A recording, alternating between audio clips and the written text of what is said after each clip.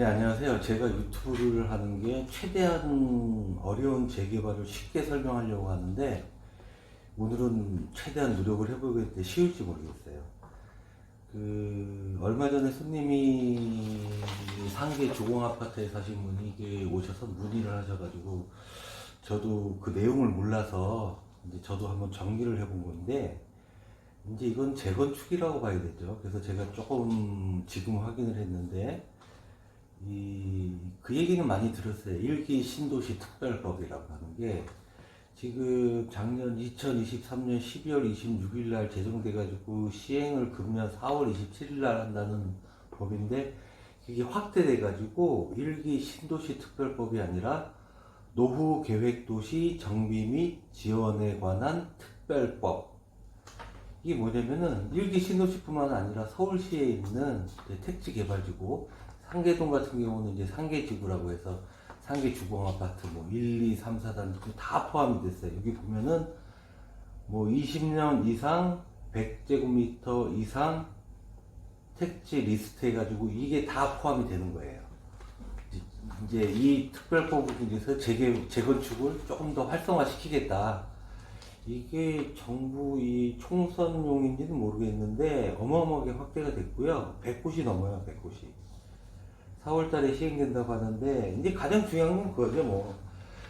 일개 신도시나 상계동 주공아파트 같은 경우 15층짜리 아파트들은 사실 재건축이 쉽지가 않아요.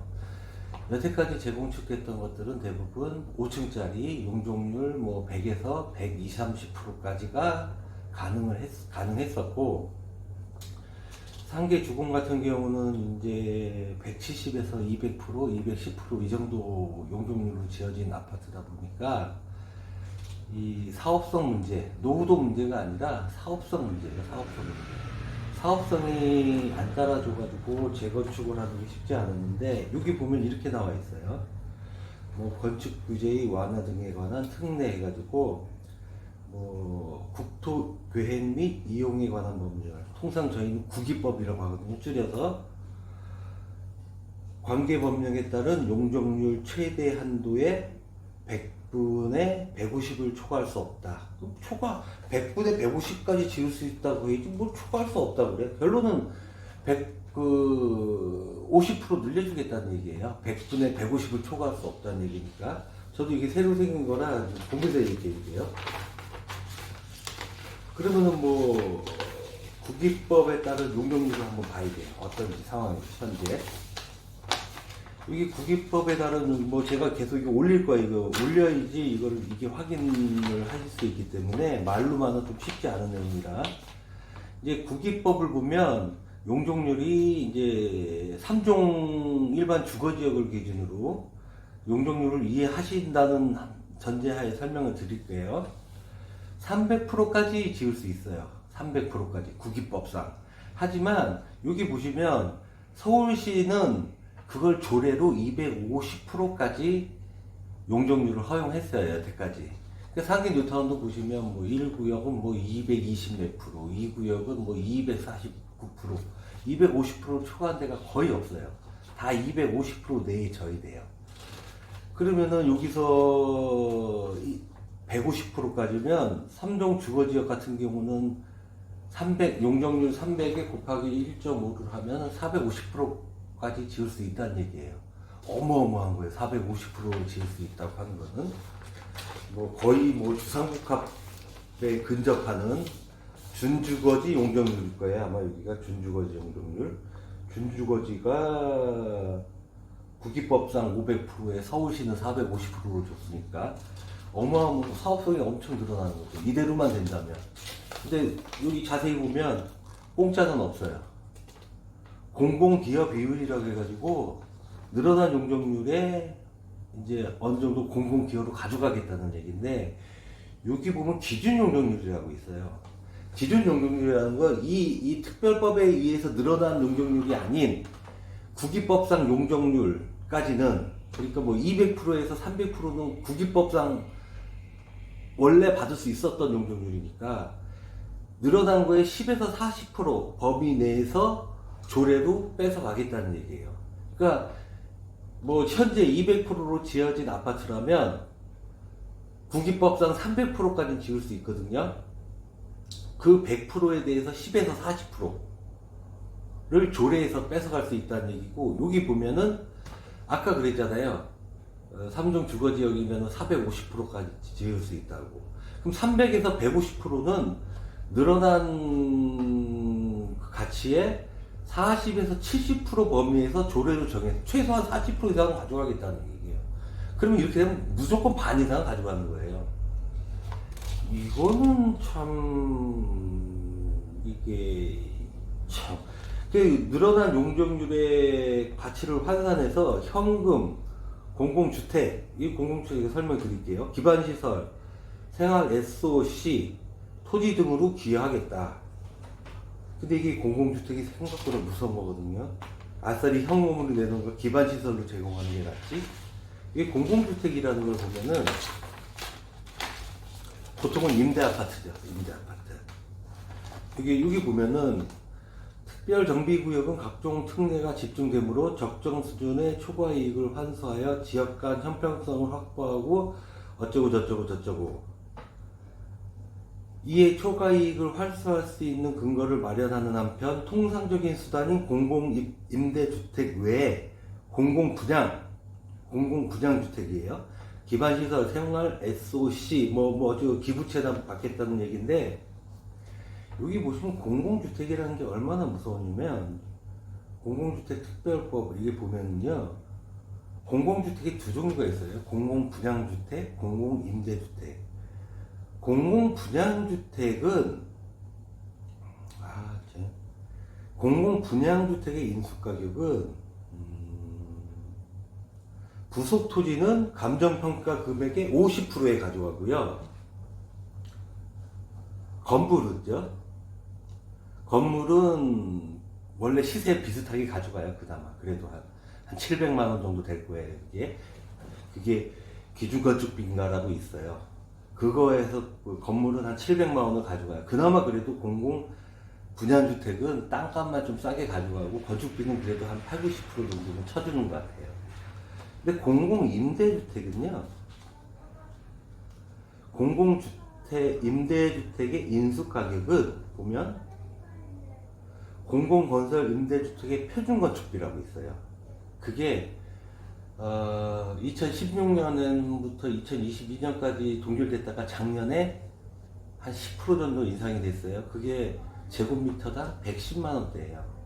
그러면 평당 붙이면은 한 350만 원. 지금 건축비가 700만 원 하잖아요. 현재 건축비에 물론 임대주택은 좀 싸게 짓긴 하겠지만 그래도 반값에 지을 수는 없거든요. 한 350만 원의 건물 가져가고 부속 토지는 기부 체납이에요. 그러면은 땅도 뺏기고 건물은 반값에 가져가거든요. 근데 만약에 내가 늘어난 거가 뭐 한 150%가 늘었는데 거기서 공공 임대주택을 3, 40%를 져야 된다? 늘어난 게 100세인데 거기서 30%가 임대 아파트가 된다, 40%가 임대 아파트가 된다. 지금 재개발, 재건축, 일반적인 재개발, 재건축도 그렇게까지 임대 아파트를 많이 짓진 않거든요. 근데 이 법대로라면 만약에 이 늘어난 용적률에 다 임대 아파트를 짓게 한다고 하면, 만약에 이 법으로 인해서 내가 용적률이 건립세대가 만약에 100세대가 늘었단 말이에요. 그럼 거기서 40세대, 50세대 가져가겠다는 거예요. 임대 아파트로. 그러면요, 나머지 40세대, 50세대 일반 분양에서 번 돈을 전부 다 그쪽으로 빼도 돈이 부족해요. 이런 식이면 이 법대로 용적률 400% 받는 의미가 없어요. 너무 많이 뺏어가기 때문에.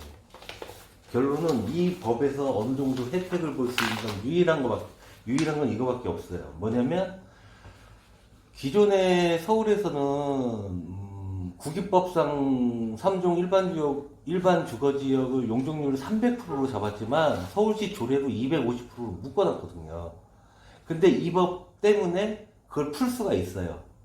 그러면은 3종 일반 주거지역의 역세권에 기존에 지어진 용적률이 한 180, 190, 200%라. 그럼 300% 이상 받으면 안 돼요. 아까 국기법상 용적률 300%까지는 10에서 40%를 뺏어간다고 했잖아요. 300% 이상은 40에서 70%예요. 그러니까 뭐 서울시 조례로 한 10에서 40%니까 기존 용적률 300%까지는 그냥 한 10에서 한 15% 정도 뺏긴다 치면 어느 정도 사업성이 나와요. 기준 용적률이라고 했죠. 300%까지. 근데 거기서도 뭐 40% 뺏겨버리면 답이 없고요. 뭐 한 15%, 20%까지는 어느 정도 사업성이 나올 것 같아요. 왜냐? 그래도 250% 짓던 걸 300%로 늘려줬으니까 이 법으로. 그러니까 이 법상으로 뭐 450%까지 짓는다는 건 조합원 입장에서는 아무 의미 없어요. 300% 넘는 건 그냥 다 뺏기는 거예요. 그냥 상계동 같은 경우는 뭐 상계 2단지, 3단지 같은 경우 아마 용적률이 190에서 200% 될 거예요. 거기서 딱 300% 이상 지으면 안 돼요.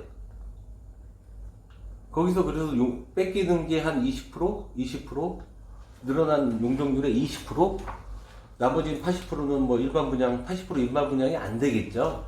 왜냐면은 이런 주공단지들 같은 경우 17평대, 18평대 아파트들, 뭐 15평대 아파트들이 있으니까 평형을 늘려줘야 되니까.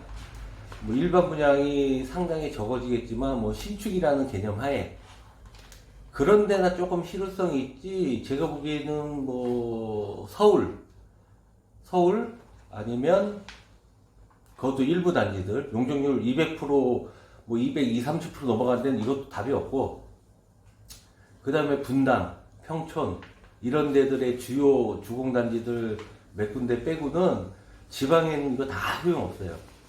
건축비도 안 나와요. 이렇게 해가지고 그걸 감안하시면 될 것 같아요. 주공단지 사시는 분이 물어봐서 저도 이거를 한번 체킹을 해봤는데 이게 거의 실효성이 그렇게 많을지는 너무 많이 뺏어가요. 너무 많이 뺏어가고 지금 상태에서 임대아파트의 표준 건축비가 올라가지 않는 이상 임대아파트 표준 건축비가 400만 원이 안 돼요. 한 3년 전까지는 어떻게든 버텼죠. 3, 4년 전까지 건축비가 한 500만 원대였으니까 한 300 몇십만 원에 뺏어가도 그냥 감내할 수 있는 수준이었는데 지금 건축비는 뭐 한 거의 50% 가까이 올랐잖아요. 근데 임대아파트 표준 건축비가 10% 올랐어요. 23년도 기준으로. 이 갭이 훨씬 더 커진 거예요. 쉽지 않습니다. 이 상태로는. 그걸 감안하시고 이제 이게 무슨 법이야? 노후계획도시 정비 및 지원에 관한 특별법을 바라보시면 될 것 같아요. 이해하셨나 모르겠네.